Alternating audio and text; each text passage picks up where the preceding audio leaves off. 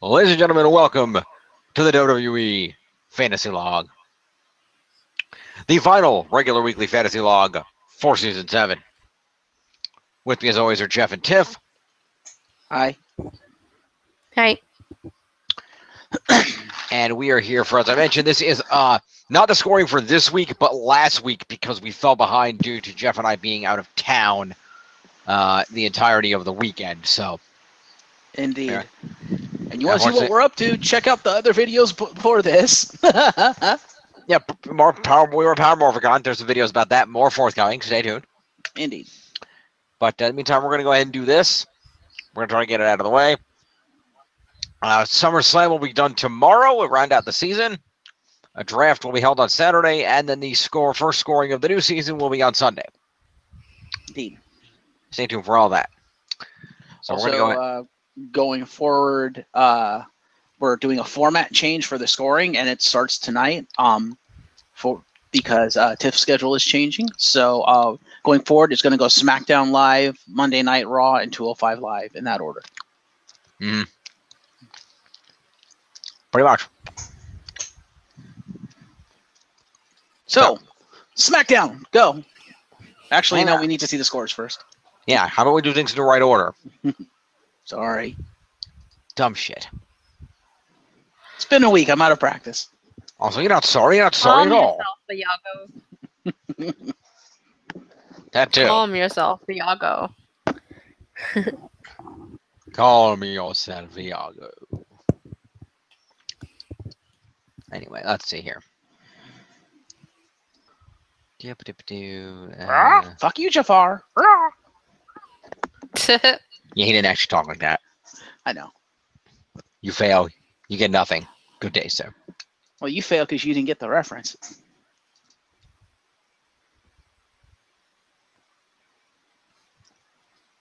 There's a reason I spoke like that. I get the reference, but that's not even how it was said in the musical. Oh, well, it was close.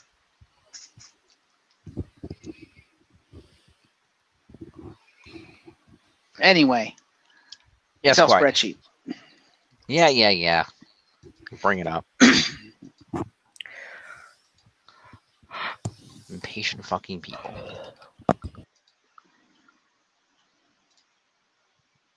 All right, so score-wise, currently in the lead is Glory S at 91.89.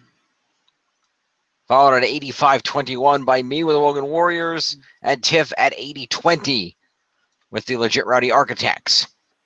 Mm-hmm.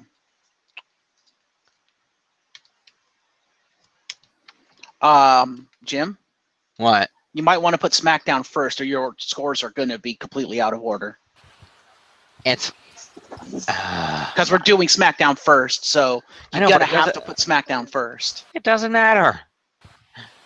It does, because then your scores won't be in order. It's going to be all out of order. It'll look weird. If you want the numbers to be in order, SmackDown has to be first.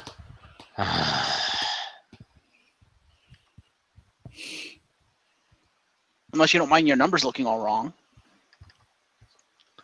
The totals are going to come out right. The totals will be right, but when you look down the columns of the scores, it'll look all wrong at the bottom because it'll be out of order. And going forward, your table will be all screwed up if you're just trying to look at the progression of scores. Well, it's all wrong and out of order now because the shows aren't in order, in the right order. It looks better that way than with the numbers out of order, at least in my opinion. Well, nobody asked your opinion. Well, fuck you. No, I'd rather not. Top of the leaderboards is Seth freaking Rollins at 861, followed by the Mr. Monster in the Bank, Braun Strowman at 673. The big dog Roman Reigns is at 553, followed by Daniel Bryan at 550. Dolph Ziggler, the Intercontinental Champion, at 539. Jeff Hardy at 539, the former U.S. Champion. Finn Balor coming in at 528, followed by Drew Gulak at 511. AJ Styles, the WWE Champion, coming in at 508. Running out the top 10, SmackDown Women's Champion Carmella at 478. And if you take into account the tie, Shinsuke Nakamura comes in at the final spot at 468.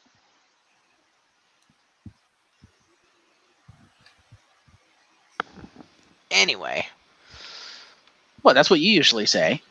what do I usually say? You didn't even pay attention to what I said. I didn't hear what you said. What? I said if you take into account the tie, Shinsuke Nakamura takes the final spot at 468. Oh, you're right. Ziggler, Hardy, or Ty. Didn't notice that. Fair enough. Your United States champion. No one cares. I care. Well, tough shit. Tough titty said a kitty. Pretty much.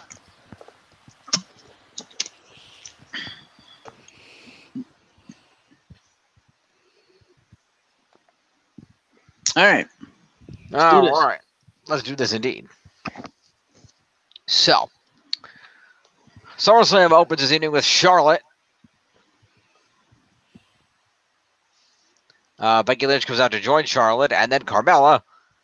And it is explained that Paige requested that these three women come face to face in the ring tonight. Face to face, I should say. And Carmella grabs the mic saying the only thing worse than Paige making her defend her title against them at SummerSlam is forcing them to be out here tonight for this confrontation. She says that, tells Becky that the only thing she's better at, basically says that, Becky should really consider leaving the pro wrestling field and going back to being a clown because it's clearly the only thing she can do better than Charlotte.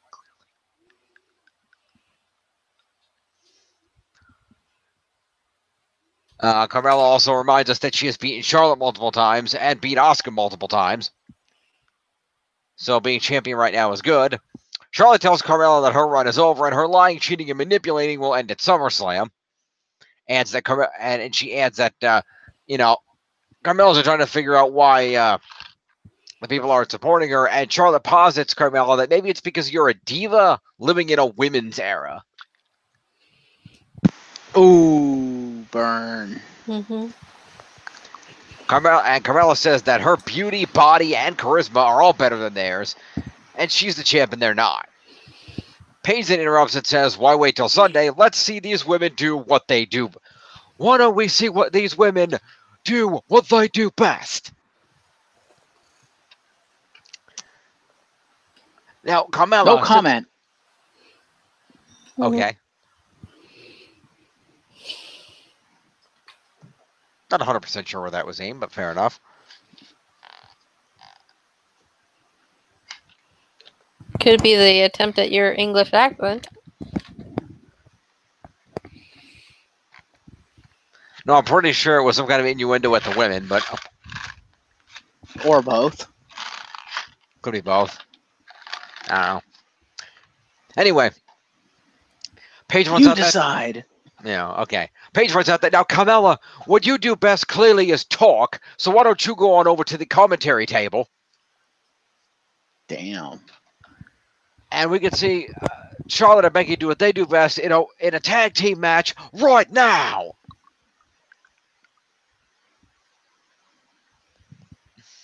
And she then dispatches not Absolution to face Charlotte and Becky in a tag team match.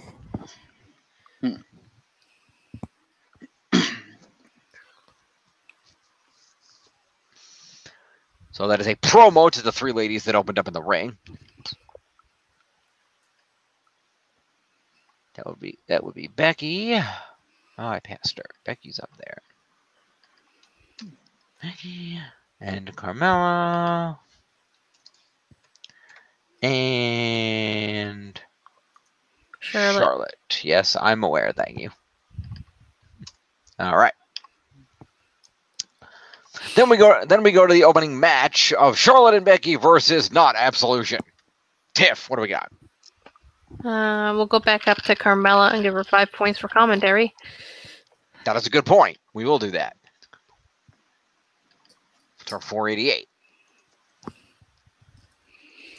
All right, and my notes say that let's go to Not Absolution. Sonya only gets 5 points for the match because it doesn't look like she did any moves. Aren't you glad you came over here from MMA fighting, Sonya? Mm-hmm.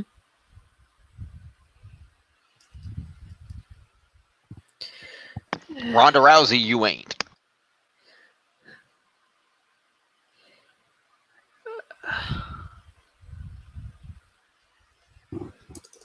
And then we're gonna go to Mandy.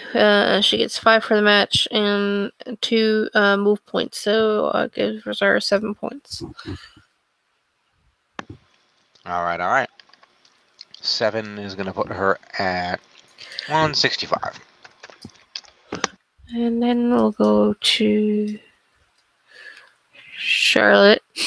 Because it's a tag team match, she gets 15 for the win and 5 for the match, and it doesn't look like she did any moves. That's surprising, but fair enough. 20 points to Charlotte.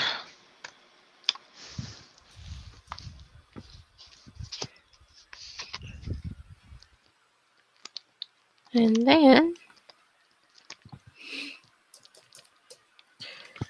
we have Becky Lynch. She gets 5 for the match. She gets 20 for the win. And this gives her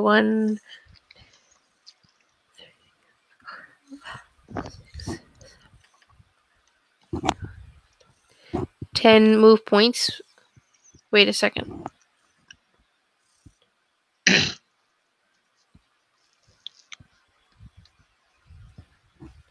Yes, 11 move points actually, and it gives her 36 points overall. Wow. All right, so that's 408 plus 6 is 414.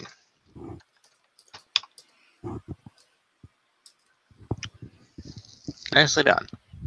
All right, rolling along. Carmella stands on the top of the table and holds her belt up after the match. We then see a pre-taped promo from the It couple, Miz and Maurice, discussing the USA Network picking up their reality show, Miz and Mrs. for a second season. Promo to the It couple.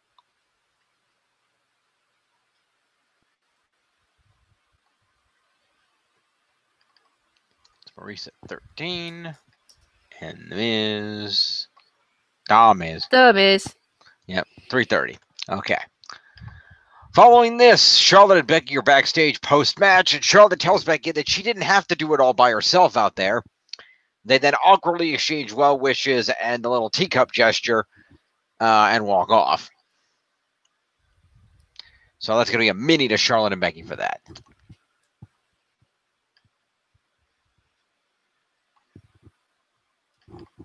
$29 and Becky 417. Okay. We then go to our second match, which is a handicap match and therefore a specialty match. Shit. So make sure you add that in, Tiff. And that's going to feature the Bludgeon Brothers versus 3 local talent superstars who refer to themselves collectively as the Triple Threat.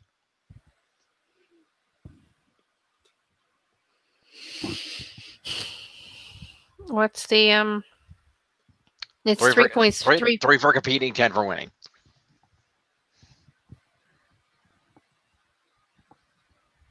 Where did I mess this up at then?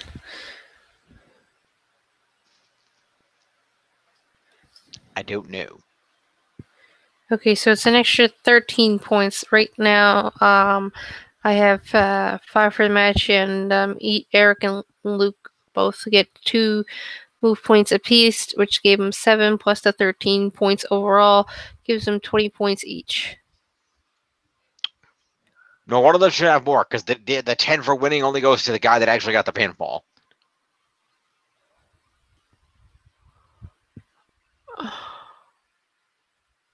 Do we know who got the pinfall then? Let's see here. The 2 jobbers together. Double power on one of their opponents. They follow the 2 opponents. The Actually, you know what? The match didn't even start because the bell didn't even ring, so it wasn't really a match. They just ramroded it over everybody, so it wasn't even a match. That wasn't even a match. All right, that's just assault moves to the Bludgeon Brothers then. So it's not. So it's only 4. Yes, basically the Bludgeon Brothers hit the double power bomb. And Rolling one Stone, did yeah, a splash. One did yeah, a clothesline. yeah. So that's 2 points each, and then the Doomsday Powerbomb Doomsday device move. So they basically each get 3, and 4 for the assault means 7 points to each Bludgeon Brother. Yep. Okay. Which is what I originally had. Okay, well then you are correct. I apologize for the confusion there. That's gonna put up. We're at 368. Okay. So we'll move past that then. Let's move on. Let's see, we got a video package. No one cares. Go away, ads. All right, let's see. We then have a tag team match play between Sanity and the New Day. There was a Oh, so we don't want to even mark the video promo thing for Miz and Daniel. Now the video package is just showing old stuff. So wait, Okay. hang on. Some new original interviews with both. Oh, okay, then yeah, give promo to Miz and Daniel. Then I didn't realize there was new stuff. I just noticed that if there's new stuff, then we count it as a promo. That's our policy.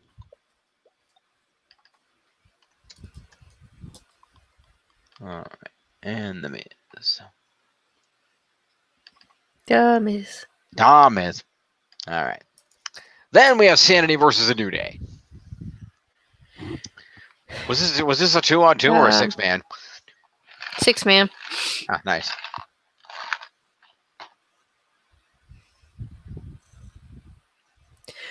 All right. We'll go with the Sanity first. And Eric has got 5 for the match. 1 move point, so it gives him 6 points. I've already added them up, so I'm just going by like least to most kind of thing. That's fine. So that was Eric Young. Yeah. How many did he have? He's got 5 for the match, and he's got 1 move point, and he didn't look like he put any moves. And he's got any 6. More moves. Ouch.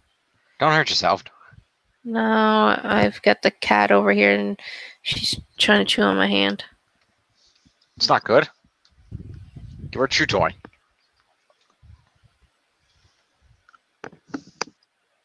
Ouch! Stop it!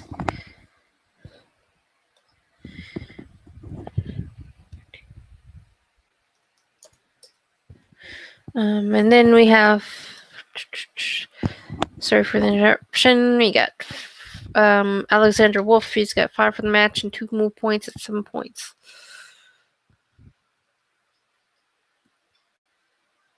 Hello? Hello? Is this thing on? Hi. Hello? Hi. Okay. Sorry, go ahead. That was weird. Alexander Wolf. Yes. He's got 1 match and 2 move points. That gives him, 5 for the match and 2 move points gives him 7 points. Okay, that's 101. And Killian Dane. Killian Dane, he's got 5 for the match, and his 4 move points gives him 9 points. Okay. That's going to put him at 106. Okay. And the New Day. All right, let's start with Big E. Big E, good call. Okay, we have. If I have this right at all, he's got 5 for the match, 3 move points, and he's got 15 for the win. Correct. So that should put him at 23. Yes. Okay. Which means that's going to be 22, 60, 73, 82. 382. All right. Now, I think Kofi, we have 5 for the match, 4 move points, and 15 for the win. That gives him 24 points. Correct. And the 5 he already has puts him at 329.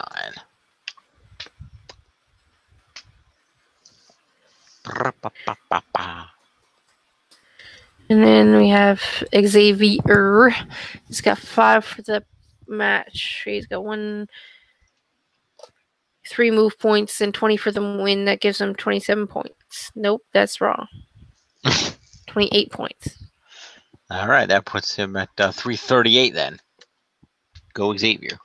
1, 2, 3 move points. 3 plus 5 is 8. Yeah, that's right, 28. I don't know where I came with 27. And he came up with how many points again? 28, you said. No, never mind. Oh, it's 338. He had 310. Thank you. And that's it for that. Alrighty, rolling along. After the match, New Day celebrates. We go to some replays. We see another Miz and Daniel Bryan video package. I'm not giving them points for it again. Okay. Paige knocks on Samoa Joe's locker room door. And Joe answers the door, and Paige asks Joe why he has refused to address the WWE Universe like AJ Styles is going to tonight. She says she does not want Joe to ruin her SummerSlam main event by attacking AJ tonight and asks him to be professional. Joe replies, and I'll tell you what, Paige. I'll make you a promise of this. I'll make you a promise right now that I will keep doing whatever I want, wherever I want, to whomever I want. And the hell with it. Yeah. And the hell with whenever it I want. And that AJ and the WWE Universe and you are going to have to deal with the consequences. Or I could just stay back here and watch things on the monitor. I'll enjoy the night. And he walks back in his locker room. Promo to Joe. Promo to Joe.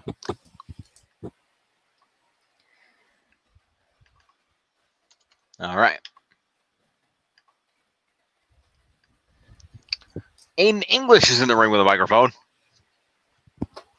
He looks upset about costing Lana her match last week. He sings about it a little bit. We see Rusev and Lana watching backstage on the monitor as he knows that he let his friends down. But tonight, he'll make Andrade pay. And he'll redeem the honor of Rusev Day.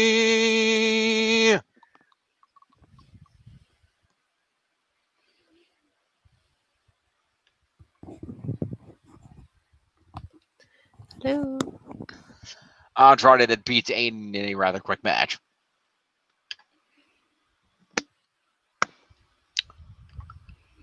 So that's a promo to Aiden English. Whoa, jumping around.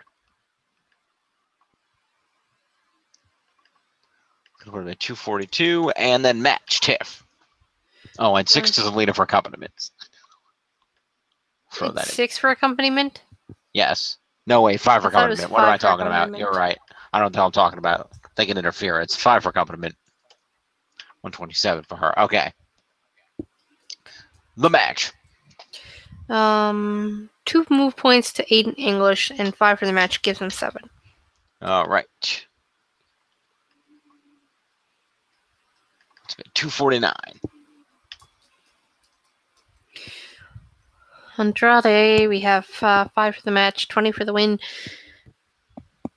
and 2 move points that gives him 27 points. How many is that for Andrade? I'm sorry, I didn't hear the total. 27. 27. Okay, 27 plus 5 is 232.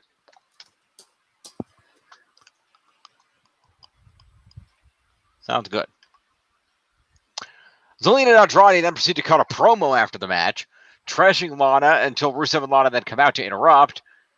And, Rusev says that Andrade's luck runs out this Sunday when he will Machka him. And Zelina will learn why Lana is the best.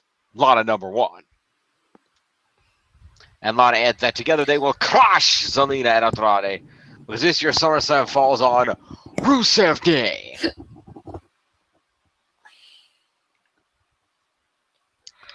So that is a promo to all 4 of those people. So it's a promo to Andrade is 237. And a promo to Lana. It's 152.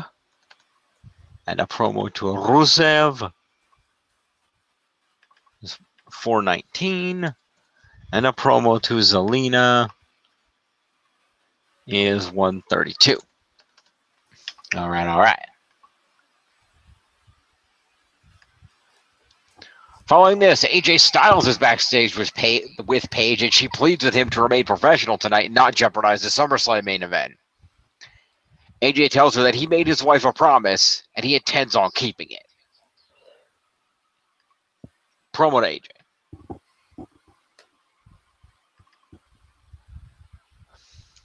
That's 13.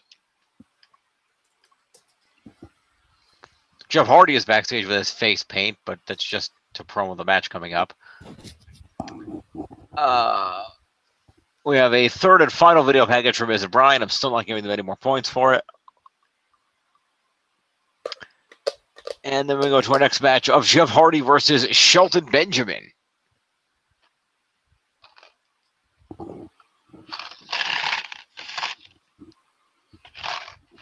Tiff.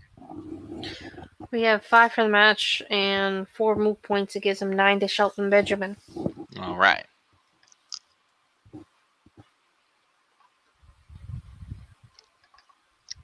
It's going to put Shelton at 102. We have Jeff Hardy with 5 for the match, 20 for the win.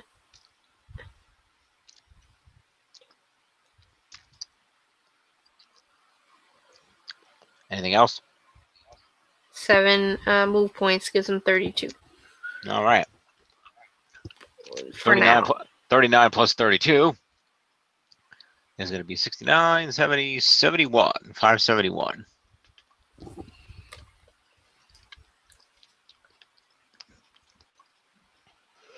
As soon as Jeff gets to his feet for the win, Shinsuke Nakamura comes down the ramp.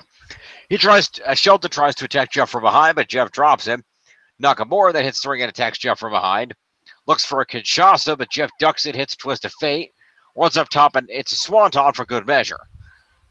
Camera then cuts to the back, and we see Randy Orton looking behind a curtain near the stage and staring at Jeff down in the ring.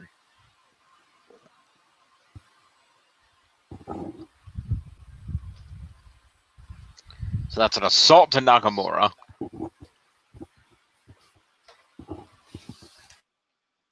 Four puts him at 472. And then Jeff Hardy is going to get 3 for evading a Kinshasa, 1 for a twist of fate, and 1 for a swanton bomb. It's 5. Plus there's multiple moves out of match, so that constitutes an assault, so it's 9 points to Jeff Hardy.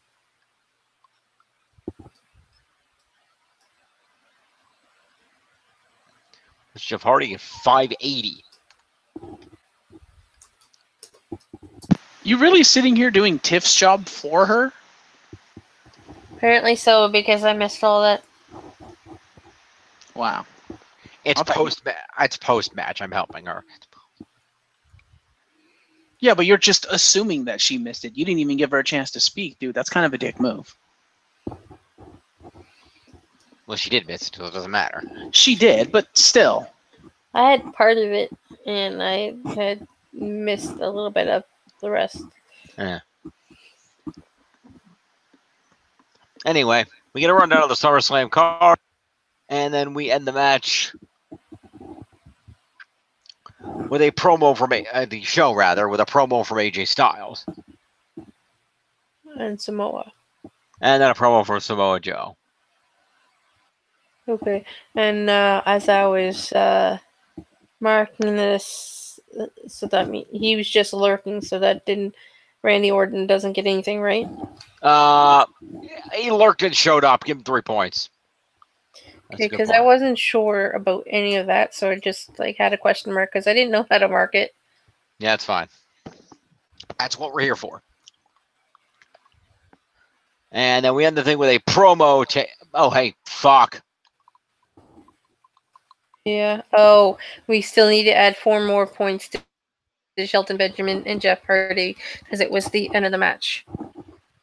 And he gets more win points, I think. No. No? I mean, yes, it's the main event.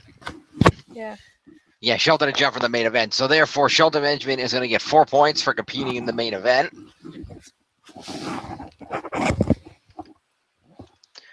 And Jeff Hardy is going to get himself 5 for winning the main event and 4 for being in it, an extra 9 points to Jeff Hardy.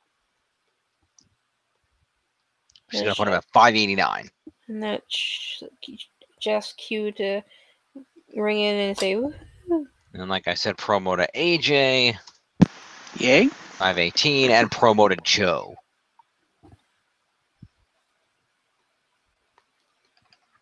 It's 352. So AJ says there's a lot of pressure on you when you win the WWE title, and Joe knows how to hit his pressure points. And saying that Joe wanted him to lose his cool, and he did, but he's remaining focused, and his wife asked him not to lose his cool again. Joe comes out and interrupts and says that he has a piece of paper, and he says that what AJ says is just not true, and he reads from the letter in his hand from a member of the WWE Universe. It's from a fan saying that Joe's remarks about AJ and his family made him feel ill because they were true. Joe continues reading, which says AJ seems like he'll do anything to stay away from his family, and maybe he never wanted kids or a wife in the first place. And Joe then reveals that the letter was purportedly written by Wendy Styles. It's a low blow, man, low blow. Yep. No, wait till we get to SummerSlam.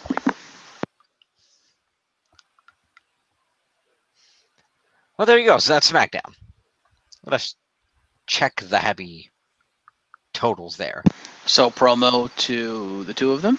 Already did it. He did that before Okay. he read it. Pay attention. Me. Don't yeah me. Say it with me, people. Pay attention. Oh, I said it. All right, so we're going to do a data refresh. All right, where are we at here? 9406 for Glorious, 8553 for the Wokens, and 8145 for the Legit Rowdies. How do I keep missing this stuff?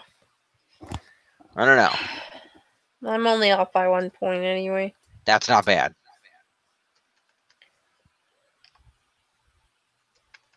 All right. Tiff, are you going to head out or are you going to stick around a little longer? I'm going to see if I can stick around a little bit longer. And let's go to Raw.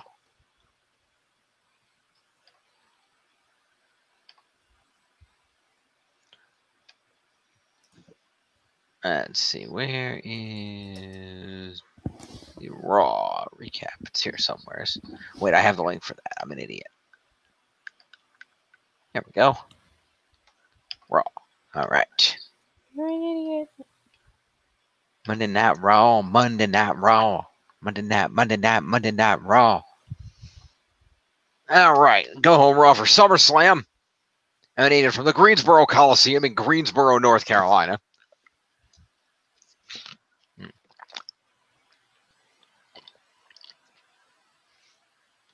Water. Ah! Fucking Brain ads. freeze. No, not that. It's fucking ads. Whoa, too far. Come on. What the fuck?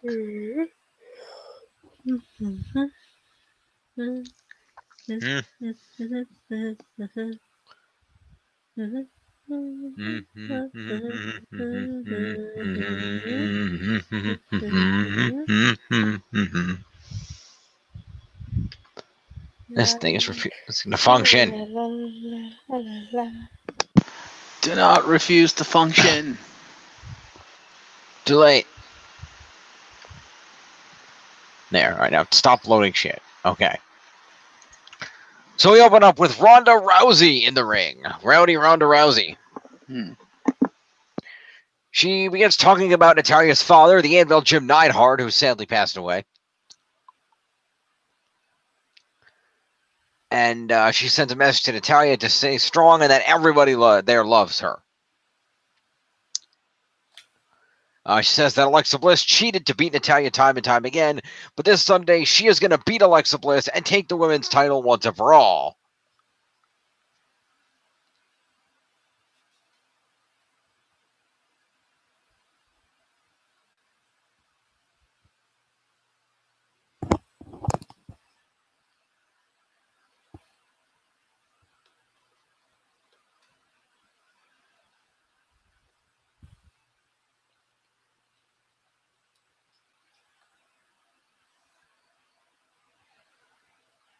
Jim? I think your headset conked out.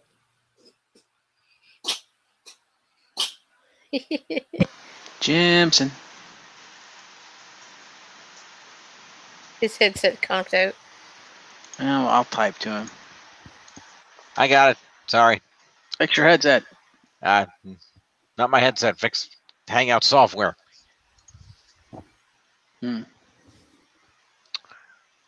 Anyway. What was the last thing you guys heard? That she will take the Ronda Rousey will take the title away from Alexa. Okay. She introduces Ember Moon, who comes out for a match or will be in a match. Then Alexa and Alicia Fox come out. Alicia cuts a scathing promo on Ronda, saying she's a spoiled brat, and that Alicia put in her time and has been there for over 10 years, whereas Ronda marched in here a few months ago and seems to think that she owns the place and deserves everything. And she's sick of both her and Kurt Angle defending her. Alexa then adds that she spoke to the only fair authority figure around here, Constable Corbin, who encouraged her to hire her own personal security to keep her safe tonight, which consists of 4 overweight neckbeards.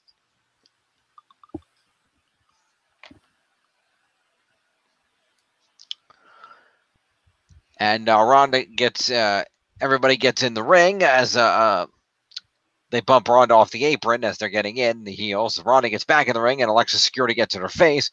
So Ronda proceeds to beat up all the security. Except for one. Except for the 4th guy, whom she just kind of fakes out. He just runs like a coward. Alexa and Alicia then retreat to ringside as Ronda stands tall.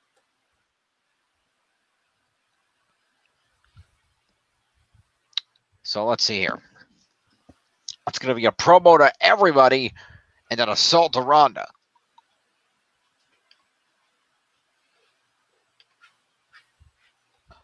A promo to Alexa. Promo to Alicia. And who the hell else was out here? Alicia Fox. I just said that. Alexa and Alicia. And then Ronda was, I guess Ronda was out there by herself. Oh no, she brought her Ember Moon. That's who it was. But Ember didn't really say anything, so. We'll just go Ronda. 179. And then an assault is another 4, puts her at 183.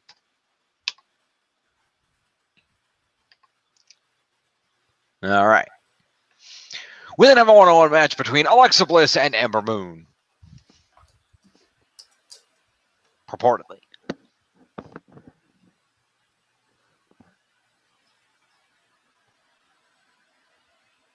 So Okay.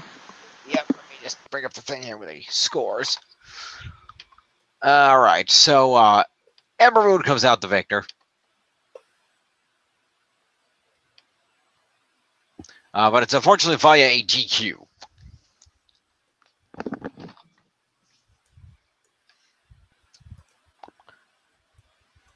The ladies trade headlocks to go back and forth. But basically, the whole thing ends when Ember drops Alexa with the Eclipse, and Alicia breaks up the pinfall. Ronda then attacks Alicia, and yeah. The whole thing just degrades, and it ends up with... which is weird, because Alicia broke the pinfall, so that should have been... Oh, that was the D, right? Ember, so that, yeah, Alicia breaking the pinfall was the DQ. Yeah. All right, so... that is going to be interference on the part of Alicia Fox.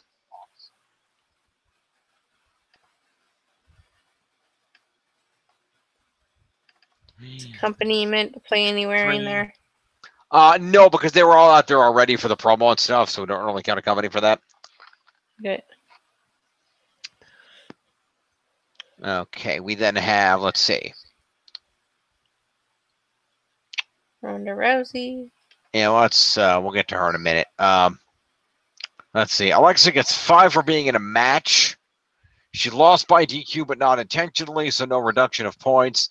So basically, she just gets the 5. So 5 points to Alexa Bliss.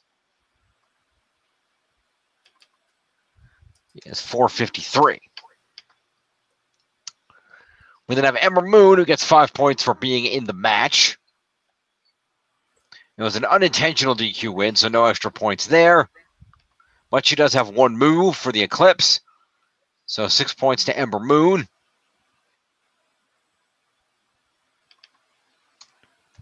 And then post-match, Ronda gets another assault for beating up Alicia Fox. Including but not limited to a few judo throws. So that is 4 more points to Ronda.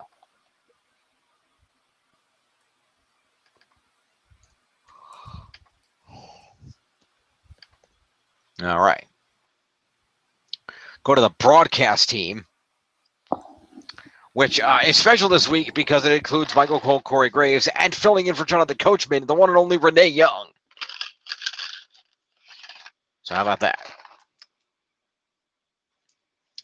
We see a video package about the main event feud.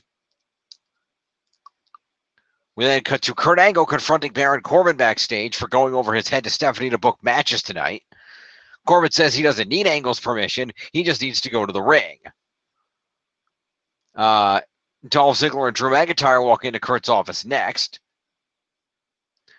And they question where Seth Rollins is, given that there is a scheduled contract signing this evening between Dolph and Seth for the Intercontinental title match. And Kurt tries to say that Rollins has had travel issues tonight, but he is on his way and he will be here by the end of the night. And he tells Drew and Dolph to go wait somewhere else. The implication of that situation being if Rollins does not arrive by the end of the night for the signing, he will forfeit his championship match.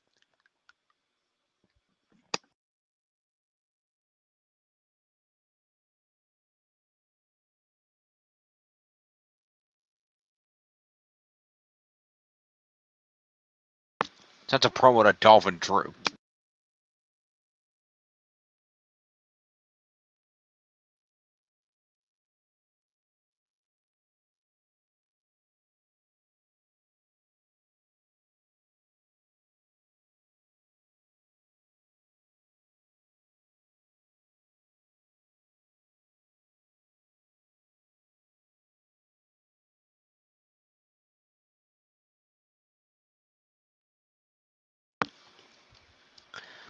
Baron Corbin then goes down to the ring and squashes Tyler Breeze. Again.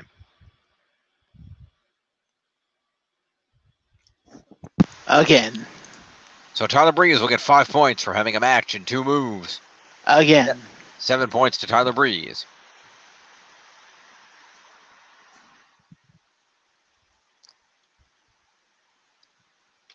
No, 111. Fair. Baron Corbin gets 20 points for winning a match tonight. He gets 5 for being in said match, and he gets 1 move for the end of days. It's 26 points to Constable Corbin.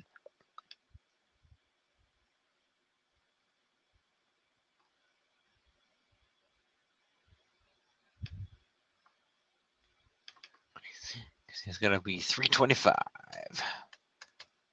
All right. After the match, Corbin grabs a mic and talks about how great he is, then reveals that Finn Balor's opponent for tonight is Jinder Mahal. But Corbin then adds that since Balor thinks that he's such a big man, he shouldn't mind facing 2 opponents tonight in a handicap match. He then reminds Balor that he forgot about his other opponent, a close personal friend of his, Kevin Owens.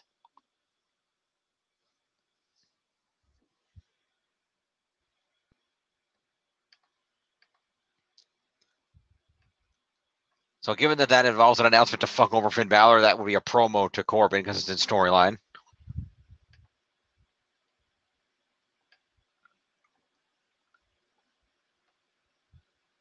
So that puts Baron Corbin at 330. So Balor comes out to the ring for the match, but before it starts, Kurt Angle comes out to interrupt, saying that Corbin may have been given the authority to do this, but Kurt still makes the matches around here. So he is going to change this match up because there will not be a handicap match tonight. There will, in fact, be a tag team match tonight, playa. And Finn Balor's partner will be this man, Braun!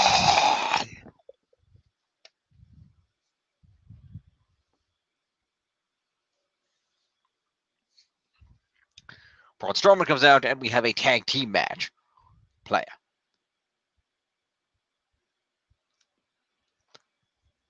So Owens and Mahal take on Balor and Strowman. The match ends with Braun Strowman hitting a running power slam on the modern-day Maharaja.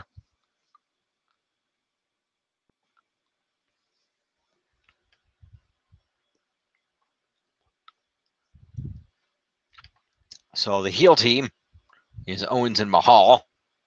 Kevin Owens did not hit any moves in this match. He was kind of a beat slut for a decent portion of it, getting chased around by Strowman and everything else. So Kevin Owens will get 5 points for showing up for this match. 28. And we then have Jinder Mahal, who also gets 5 points for being in the match, but he had 2 moves. It's 7 points to Jinder. I'm putting Jinder at 290. Also, 5 accompaniment points to Sudhir Singh.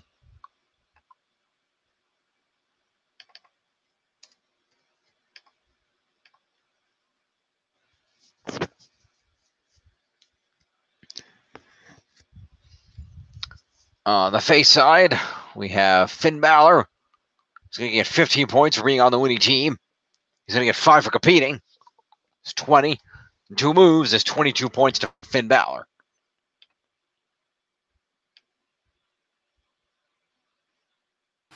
We see your face. It's 550. All right, well, we'll put the thing back up then. Sorry about that, folks. Live, everybody. And there we go. Braun Strowman is going to get 20 points for winning this match. He's going to get 5 for being in it as 25. He's going to get 4 move points. It's 29 points to Braun Strowman. He has 93, and 9 is 702 for Braun Strowman.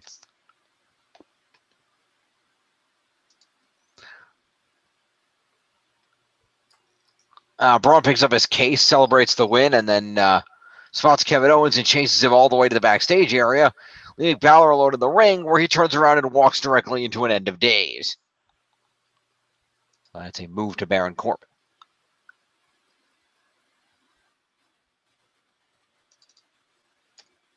Okay.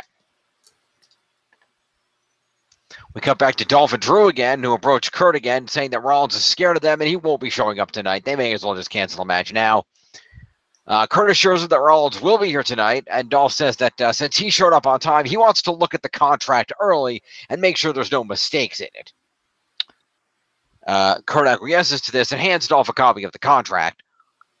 And Dolph jokes that they spelled his name wrong, and he and McIntyre walk off. Another promo to Dolph and Drew.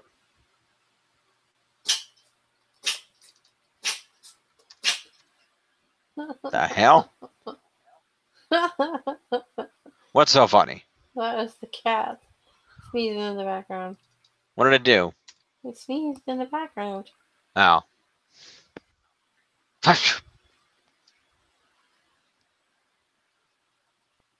Is it allergic to itself?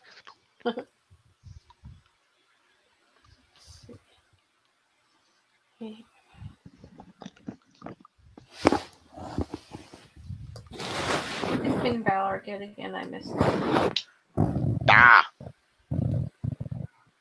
No, just give me the right. No, somebody's rubbing a microphone and it's very loud. It's probably me.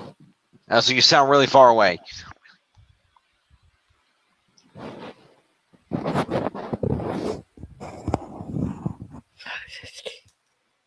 How about now? Now you sound normal again. And Finn Balor is currently in a total of 550. Got it. Thank you. All right. Anyway, did I give Drew McIntyre that promo? I lost track of what it was. Because I'm at 388. Got it. Cool. All right, moving along. We are introduced in the ring to a country singer named Ricky, who is from right here in Greensboro. Said country singer says that his favorite artist is Elias, and he hopes that when he becomes a real music star like Elias, then Elias will come to him and say those 3 magic words. Who wants to walk with Elias? You stole Jeff's thunder. I'm okay with this. Okay. Anyway, Elias comes out, says, I am Elias, sits down with the guitar. Says he doesn't know if Kurt put Ricky up to this or what, but there is only one Elias. He asks Ricky if he's a big enough fan to go on to WWEshop.com and buy his new bracelet merchandise. Ricky nods his head yes. And Elias tells Ricky that he likes his kid and is willing to give him a shot. And he says, if you want to prove yourself tonight, all you have to do is beat Bobby Lashley.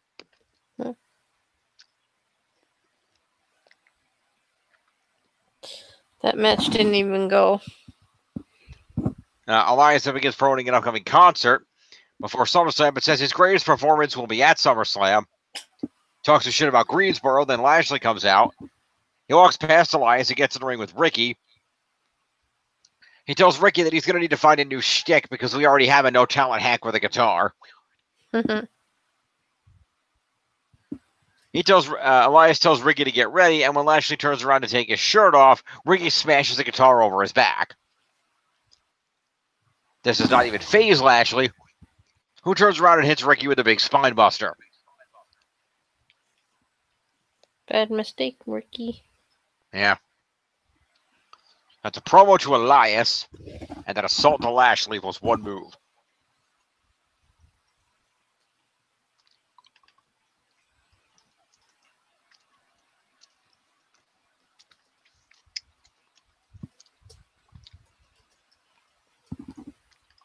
And Lashley, let's see. 4 for an assault and a move is 5. That puts him at 461.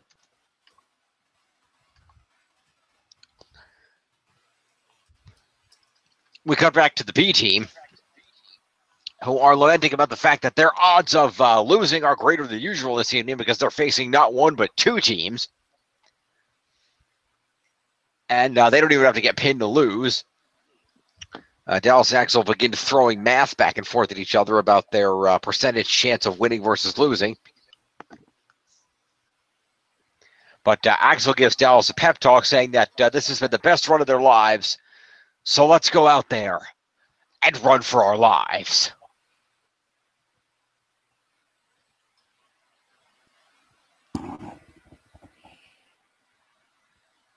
Not even a chuckle. Okay. Promo to the B team.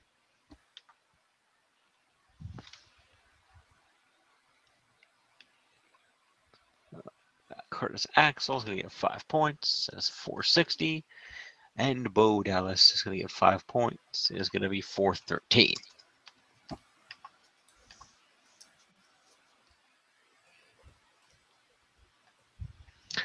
We then go to a triple threat tag team match playa for the Raw Tag Team titles.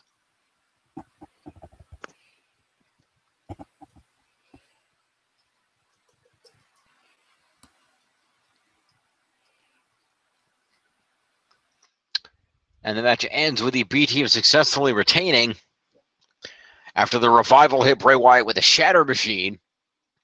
And Bo capitalizes by knocking the Revival out of the ring and stealing the pinfall.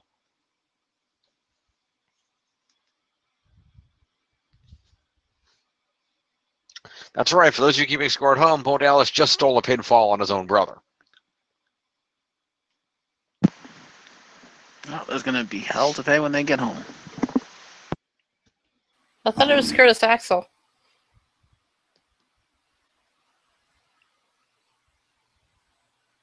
I'm pretty sure it was Curtis Axel. So this is confusing. Jim, hello? Let's see here. Jim? Luckily, it's made easier by the fact that only 3 out of these 6 people hit any moves. What? Hello. Hello? Hello? Hi, Can you hear us, Jim? I can hear you. Can you hear me? We can. You couldn't hear Tiff. Tiff was saying stuff and you just spoke right over her. I could not hear Tiff. What did Tiff have to say? I was saying that you said it was Bo Dallas that took it, but I thought it was Curtis Axel. No, that it was took the pinfall. no, it was Bo Dallas. Okay. It was definitely Bo. Definitely Bo. All right, easy there, Runt. Runt. That's where that joke comes from. It was Runt the dog on Animaniacs.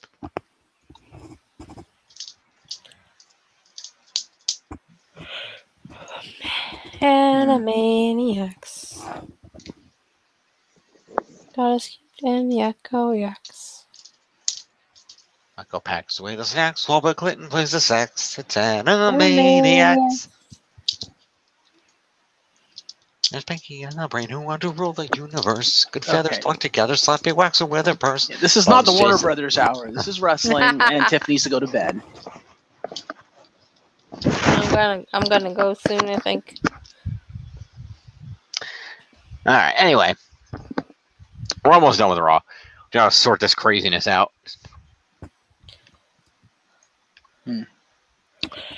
Should have done that before we went on the air. Well, I don't do that. So let's start off over with the revival. Let's hear. Based on this, it's a specialty for being a triple threat tag. So based on this, it's going to be 5 for competing and 3 for a specialty is 8. So 8 points and 1 move each for the Shatter Machine. So 9 points each to the revival.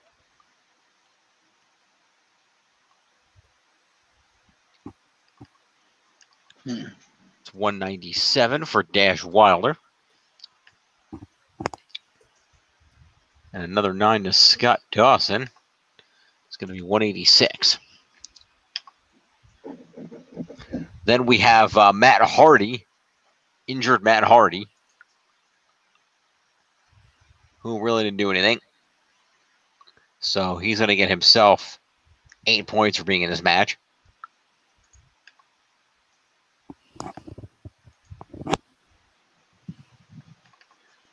Yeah, he's going to get Matt Hardy to 365 all year. Bray Wyatt is going to get also the aforementioned base of 8 plus 4 moves is 12 points to Bray Wyatt.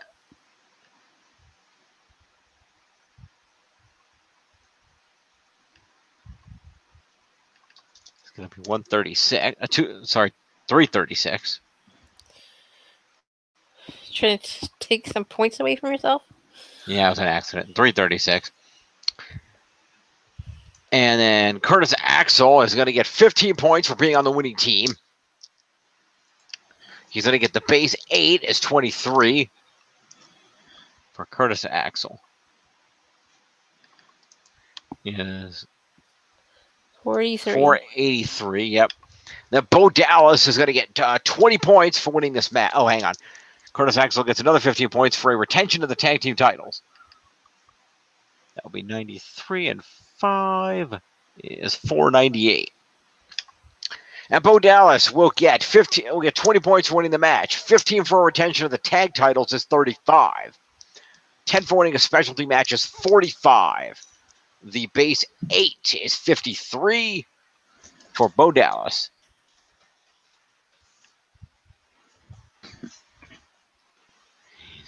Three is going to be 468.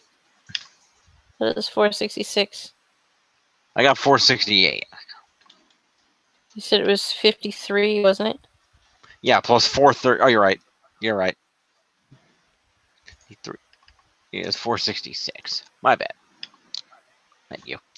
I mean, I'll take the extra 2 points if you want to give them to me. Whatever. Anyway, that was your tag team match. After the match, the B team heads up the ramp. We see Roman walking backstage. The B team rush past him celebrating. We cut to Drew and Dolph in the back again, pointing out that Rollins still isn't here. Ziggler then takes issue with the part of the contract that says that Seth is allowed to have someone in his corner if he so chooses. Kurt says that if Dolph's going to have Drew in his corner, Seth must have someone too, unless Dolph doesn't want Drew there. Kurt says he can remove that clause from the contract if he wants, and Drew won't be able to come out, but Dolph says to leave it in. Promo to Dolph and Drew. Again.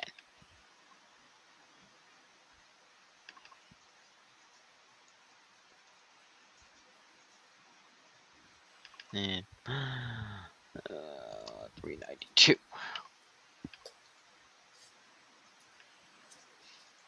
All right. Roman Reigns comes out to the ring and gets on a microphone. Talks about wanting to leave the WWE better than he found it, and he's sick of talking about and hearing about Brock Lesnar. He says he's going to beat Lesnar so bad back to the UFC that his head will be stuck up Dana White's ass.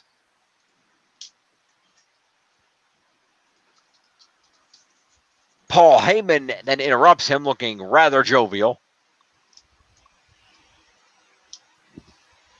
And Paul Heyman says that if I could borrow a catchphrase from SmackDown, it's a new day. Yes, it is. Really? He went there? Yep. Wow. And he basically mentioned that he borrows another catchphrase, and he talks about the Usos being the future of the tag team division over on SmackDown, speaking of SmackDown. And then talks about how Roman is clearly the future of the WWE. Heyman gets the ring saying that this is Reigns week, but why wait till Sunday to make history when he can start making history tonight? Heyman says that if Roman were to take advantage and have him in his corner, he could tell him all of Brock Lesnar's secrets and his weaknesses and guarantee victory at SummerSlam. Reigns counters that he already knows Lesnar's weaknesses and doesn't need Heyman, but Heyman continues trying to sell the idea and eventually extends his hand in an offer. Reigns says his offer isn't good enough, and he was groomed from a young age to succeed in this business. All he sees in Paul is trouble, and he isn't worth helping.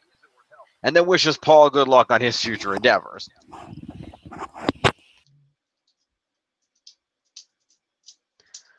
Paul Heyman then continues cutting an excellent promo where he attempts to appeal to Roman's heritage by talking about how he remembers in years past, being young in the business and riding in cars with Alpha and Sika, and about how he learned things from Roman Reigns' father, and he says what he learned, and he rips a phrase in Samoan that he repeats, and he kind of explains what it means. He doesn't really explain what it means, but he says it, and Roman Reigns is clearly affected by whatever he said in Samoan. Heyman then says that he wrote up a brief contract, and he pulls it out and he hands it to Reigns. And he says Reigns doesn't have to answer him tonight. Answer him on Sunday at SummerSlam. But as Reigns is looking down at the contract that Paul has handed him, Paul proceeds to pull out a can of pepper spray and proceed to pepper spray Roman Reigns in the eyes. A lot.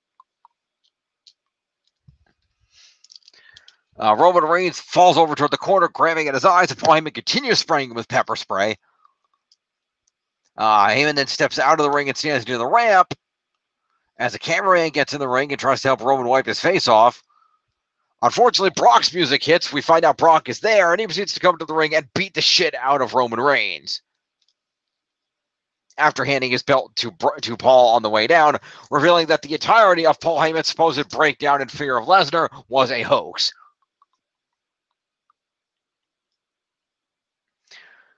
Brock beats up with Reigns and knees to the body, guillotine choke, and he then goes to grab his belt and goes to leave, but then heads back in the ring and hits him with an F5.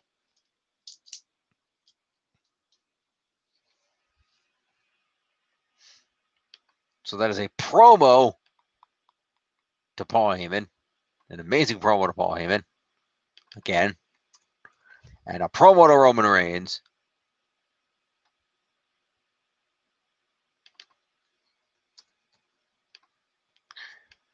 And Paul Heyman is also going to get 3 points for foreign object use for pepper spray. And Brock Lesnar is going to get assault points and 2 moves. is 6 points to Brock. 106. All right. Any commentary on any of that from anybody? And in one fell swoop, they completely fucked up the storyline.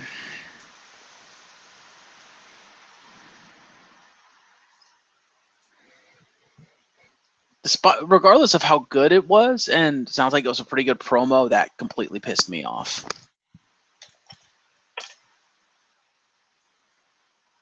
Because it just took what probably one of the greatest, if not the out-and-out greatest promo ever in WWE and just shout all over it. I'm just like, oh, that fucking sucks. But maybe that's just me. I see where you're coming from.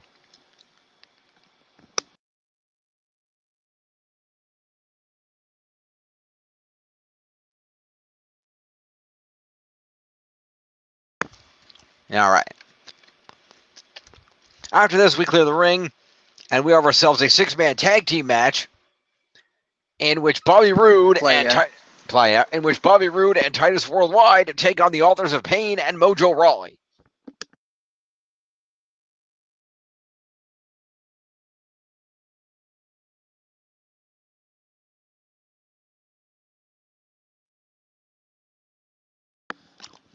That's right, folks. We're at the point where Bobby Roode has joined Titus Worldwide, effectively.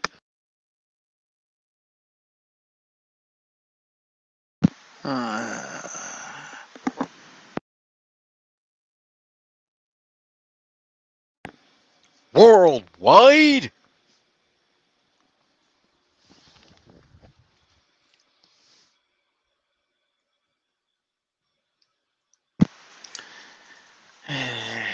If you say so. All right. Three caballeros. Anyway, so the match is won by the faces when Roode hits a glorious DDT on Mojo.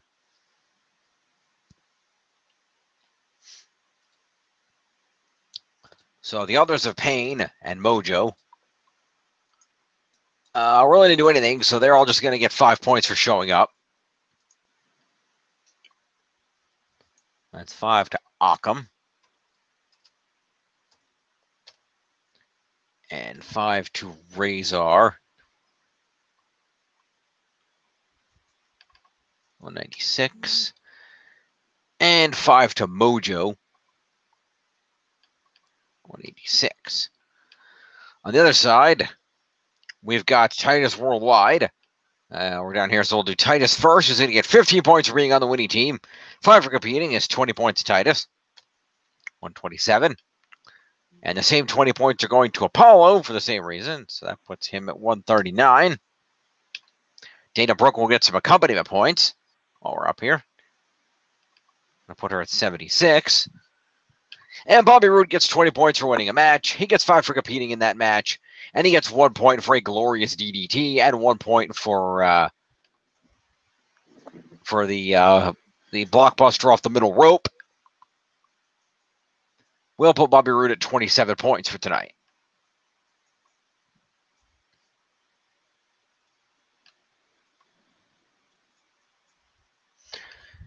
Is 28 is 368.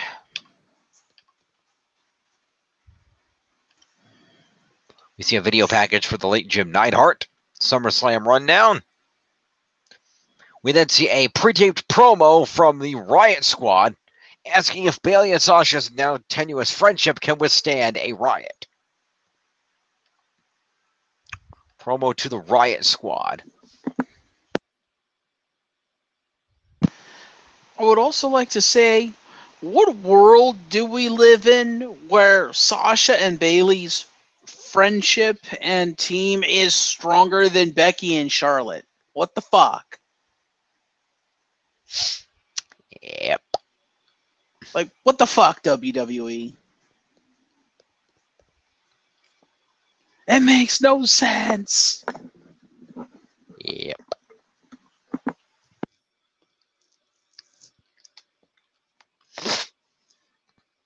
Anyway, that's Ruby Riot. That is, let's see. Who the hell are the other two on Raw?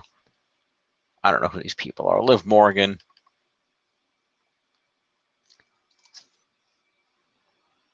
It's 5.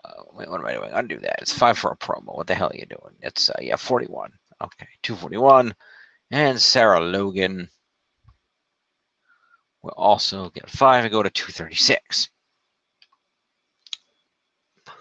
We then go to the ring where Sasha has a one-on-one match against Ruby Riott. And Ruby Riott wins this match after interference from Logan and Morgan.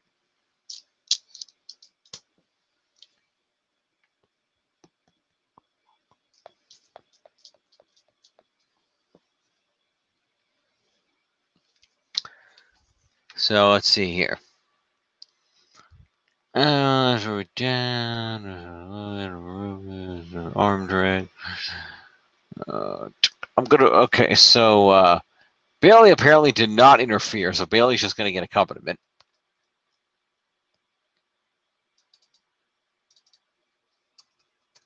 Me. Sarah Logan and Liv Morgan are both gonna get accompaniment and interference. That's 11 points each.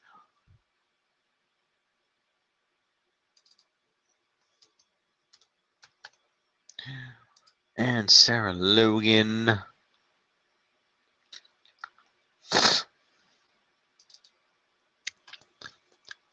is going to get 11, which is 247. Okay. Next up, Sasha Banks gets 5 points for competing in a match. That's about it.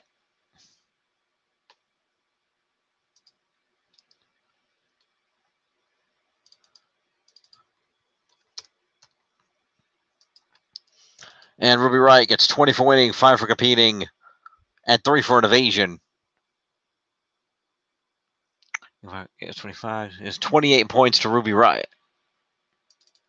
48. That's right. 253.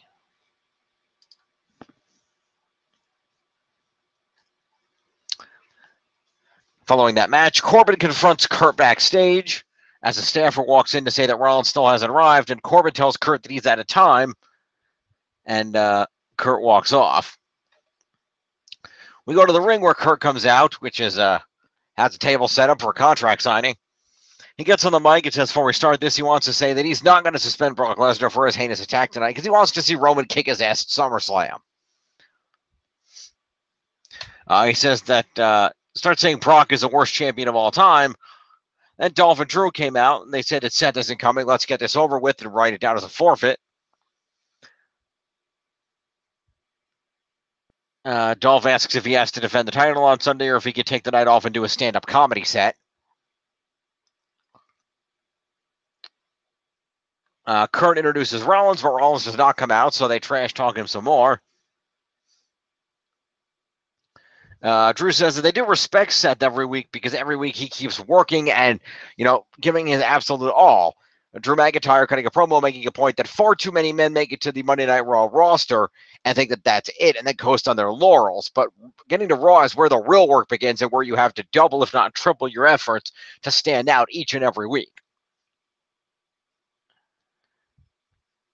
But they add that Rollins was unfortunately the architect of his own downfall because he pushed himself too hard for these people. As Dolph points out, he once made that foolish mistake too. See, you may like it when Seth Rollins burns it down, but you used to love it just as much when I stole the show. And what did I get out of it? Nothing. And basically goes on about how he realized that doing things for him was far more successful and make more logical sense than doing things for the people, which got him nowhere.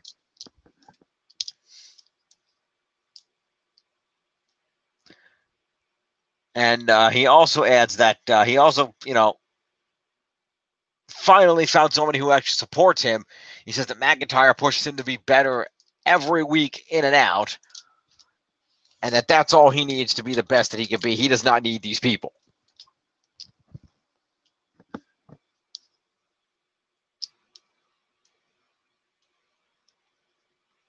It's really a great promo between the two men.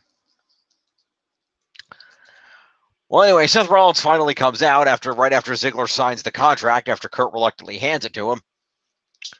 And Rollins says that, he apologizes for being late. He has to confess he actually got here a little while ago, but didn't tell anybody he was here yet because he wanted to wait until Dolph signed that contract because he was afraid that he'd try to back out of the match after he heard what he had to say. And he says that he's sick and tired of Drew and Dolph double teaming him at every turn.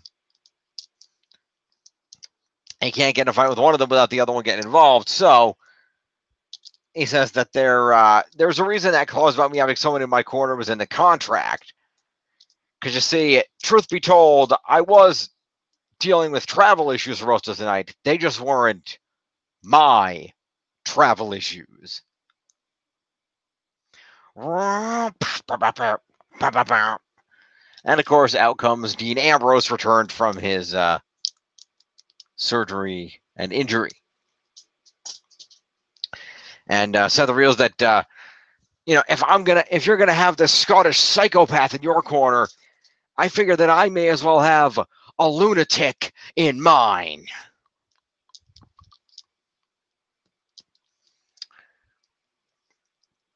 And the former tag team champions march their way down to the ring, begin brawling with Dolph and Drew. Dolph gets dumped outside of the ring. Rollins hits Drew with a super kick, and then Ambrose follows up with a dirty deed. They stand tall in the ring and Rollins signs a SummerSlam contract as we go off the air.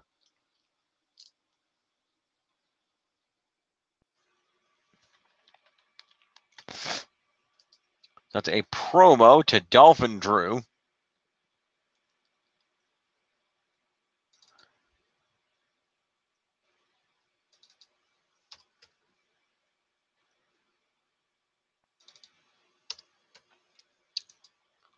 And then promo to Seth Rollins, and then assault to Seth Rollins. Yeah, 5-9, and one move is 10 points to Rollins. 871. And then Dean Ambrose is going to get himself 4 for an assault and 1 for a dirty deeds as 5 to the returning Dean Ambrose.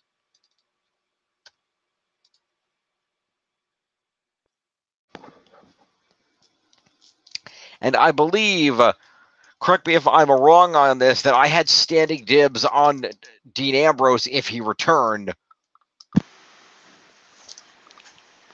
Or was that last season? I cannot recall.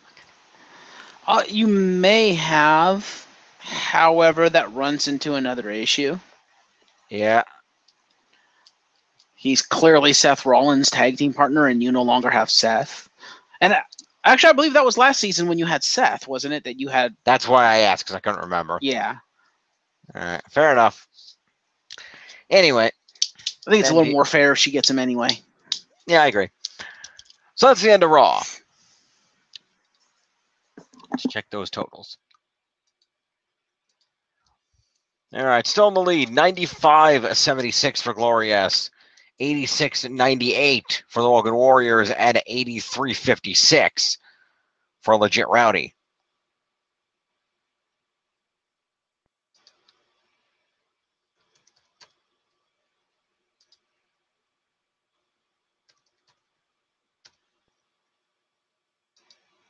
All right, then. All right, then, indeed.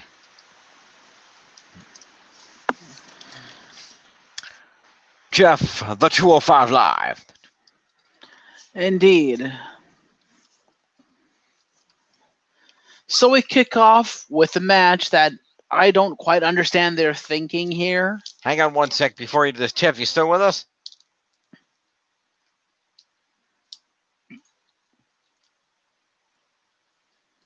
Tiff? Okay, fair enough. Go ahead, Jeff. We might have lost her. Yeah, that happens. That's all right. Go ahead. So, yeah, as I was saying, we start with the match that I don't quite understand the thinking here in terms of the match outcome. Because this is pretty much nothing but a total burial that's not deserved. But we start with Lio Rush versus Akira Tozawa. take 2, where Leo Rush once again destroys Akira Tozawa. Okay, he doesn't destroy him. It was actually a match, but still, he's now won 2 matches in a row, which I don't understand that booking. I really don't. Like, at this point, there's no feud. It can't continue. There literally is 0 feud because Akira just can't win. He's lost twice in a row to Leo Rush, so there's literally no feud here. Like, WWE's own booking just killed their own feud. It's weird. Anyway, the match was decent. I mean, Leo Rush is always fun to watch, and Akira Tozawa has been having some great matches as of late. So, from that standpoint, it was a pretty exciting match. Just, I think Tozawa should have won. But we'll go down to Akira Tozawa first, since he lost. If you're still there, Jim. Hello? I'm here. All right. So, Akira Tozawa. Didn't Rush open with a promo on the way to the ring? He did, but we're not scoring Leo Rush yet. Okay, so you're going to conclude with a match. Fair enough. Go ahead. So, Akira Tozawa gets 5 for showing up for a match that he clearly had no chance in. And 6 move points for a discus enziguri, a feint chomp into sucker punch, a diving front dropkick, a soccer kick, a suicide dive, and a Dragon Kid octopus hold for a total of 11 points to Akira Tozawa. Cool. Then we can go over to the man of the hour, Leo Rush. 5 points for the pre-match promo. 5 points for wrestling the match. 20 for obliterating Akira Tozawa. 6 points for countering a standing senton and a superplex. And 3 move points for a handspring kick, a schoolboy enziguri, and the final hour for the win for a total of 39 points to Leo Rush. Okay. That's 211. All right, then we cut backstage for a silent promo of Drew Gulak helping and Brian Kendrick helping Gentleman Jack Gallagher prepare for his match against Cedric Alexander. So 3 points apiece to the Goon Squad for trying to make Gentleman Jack look good.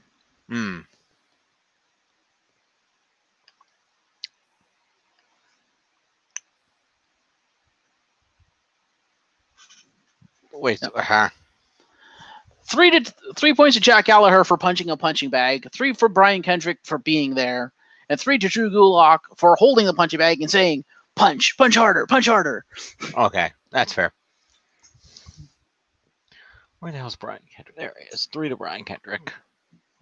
Yeah. No, that's not where I wanted the 8 at all. No, I lost it. What the fuck did I just do? You fail. 178. There we go. And then where Drew Gulak. 14 and Jack Gallagher. Where the hell is he? There we go. 171. Okay. All right, you good? I'm good. All right, then we cut out to the ring for Hideo Itami destroying a noob. That's fair. And I do mean destroying a noob because the match ended due to Mike Chioda's mercy. Ah. Yeah. Basically, Itami double basement dropkick this dude into unconsciousness, and Chioda was like, okay, we're done here. So, 5 points to Itami for a pre-match promo, because like Leo Rush before him, he cut a promo on his way out. Right. 5 points for wrestling what I guess constitutes a match in this day and age. Yep. 20 for winning said match. Yep. And 6 move points for a high kick, a spinning back fist, a falcon arrow, and the 2 aforementioned basement drop kicks. And then afterwards, because it's Hideo Itami and he's a jackass, a twisting sleep for an exclamation point. Okay. And that's what we're calling his finishing move. Unofficially, Okay. but that's what I'm calling it. Okay. For a total of 36 points to Kenta.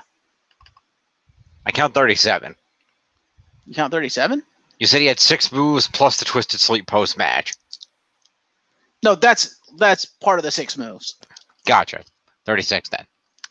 So 259 is going to be, let's see, 289, and 6 is going to be 295. But I appreciate you trying to give me more points I don't need. Yeah. All right. Then we cut backstage to Tony Nese and Buddy Murphy cutting a promo with DM the GM. Moving on. Okay, a promo to Tony Nese. Yeah, it's just furthering what's been going on with them with the whole, feud going on there. So it's just basically shit you don't need to worry about. They just flap their gums because DM the GM needed to say shit to them. Fair enough. Continue. We go to our main event. All right. Our Cruiserweight Champion Cedric Alexander versus Gentleman Jack Gallagher. Okay.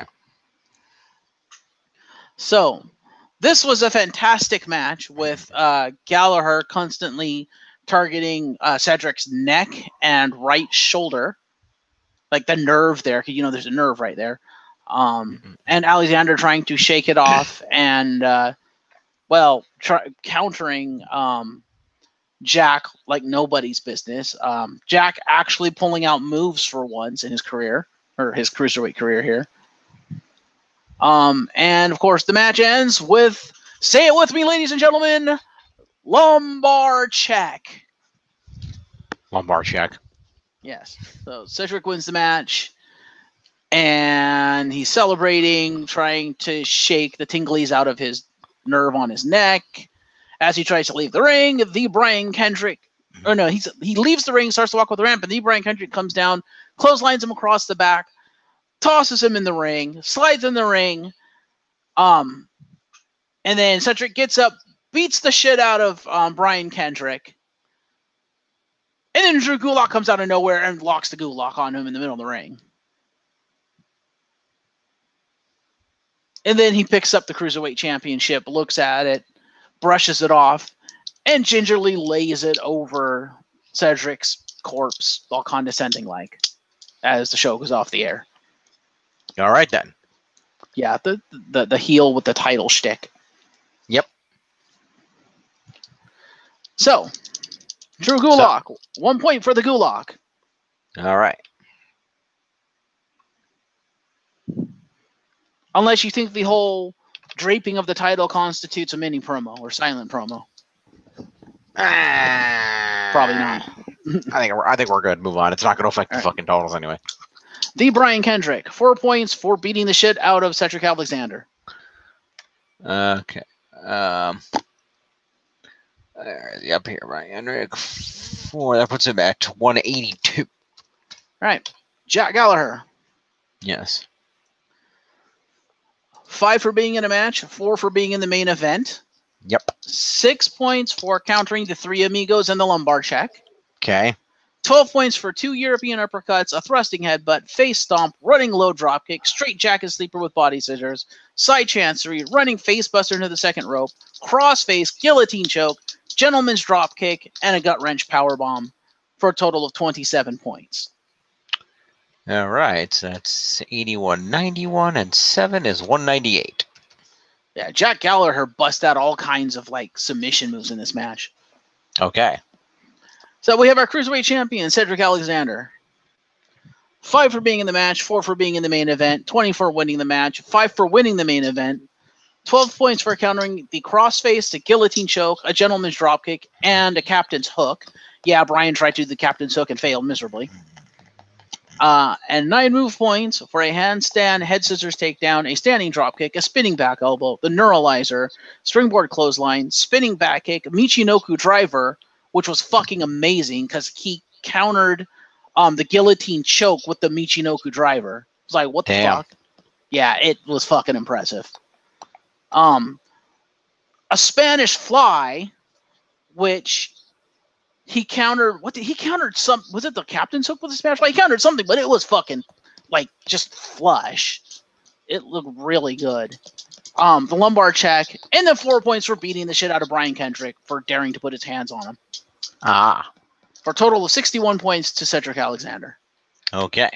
Yeah, this was a great showing by Cedric Alexander. Cool.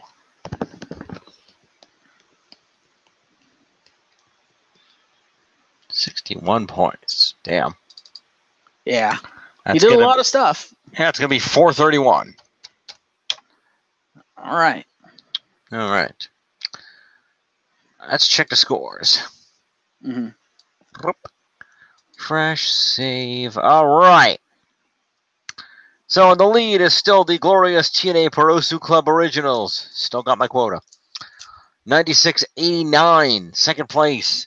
The Woken Warriors at 87-39. And in last at 83-61 are the Legit Rowdy Architects. Fair.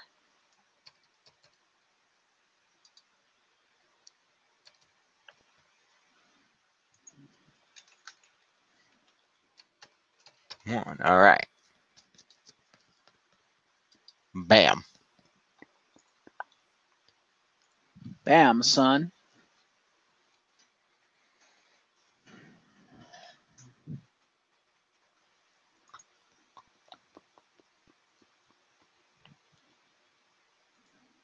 So that is the week in wrestling, or in WWE. Quiet. Let's check the leaderboards. Indeed. All right. Still at the top is Seth freaking Rollins at 871. Followed by Mr. Monster in the Bank, Braun Strowman at 702. Jeff Hardy coming in third at 589. Followed by Dolph Ziggler, the Intercontinental Champion, at 559. The Big Dog Roman Reigns at 558, just 1 point below. Followed by Daniel Bryan at 555. Finn Balor coming in at 550, followed by AJ Styles, the WWE Champion, at 518. Drew Gulak of the Cruiserweight Division at 515. And rounding out the top 10 is one half of the Raw Tag Team Champions, Curtis Axel of the B Team, at 498.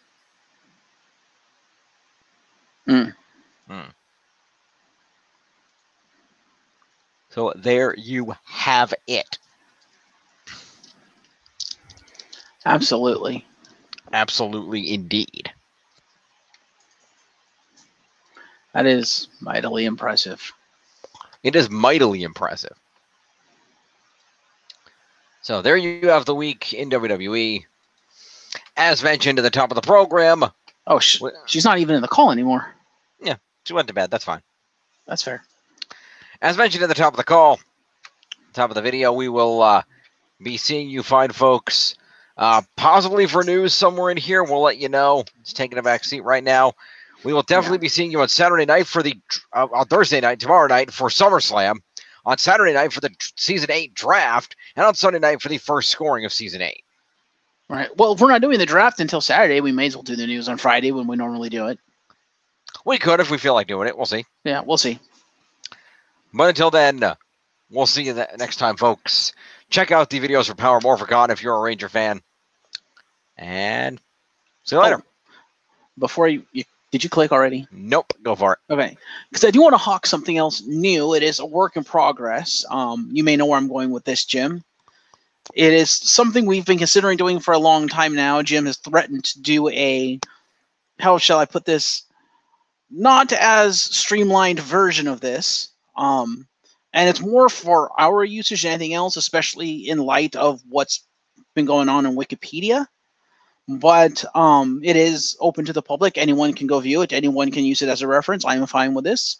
And we do take like messages from people, corrections, et cetera, and that is a website that we're using to house superstar information, primarily move sets, so we can score this accurately. And the URL, which, Jim, if you'd be so kind as to add that to the description after the fact, it's theleagueog.wixsite.com/main page. Okay. You don't actually need that main page part. Yes, you do. If you don't put the main page, it doesn't go to it. Really?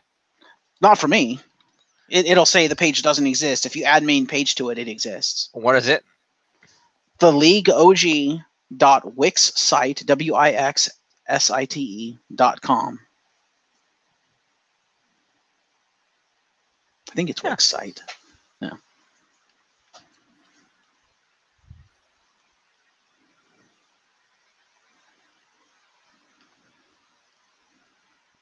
That's interesting. Yeah. Whenever I do it, it requires the main page. So right now, only 205 Live is up on there, but we'll be having SmackDown and Raw Superstars in short order. Also, the move sets, the move lists on there change regularly. They're based on what we know to be their moves and what we see on a regular basis on the show. And there's a few unofficial names for moves on there. It's what we call the moves, what we think the moves should be called, not necessarily what they are. So do keep that in mind. But feel free to peruse it, use it, email us, tweet us, let us know if there's stuff you want on there. We'll take it into consideration. Let us know if we get anything wrong. Again, we'll take that into consideration. Yep.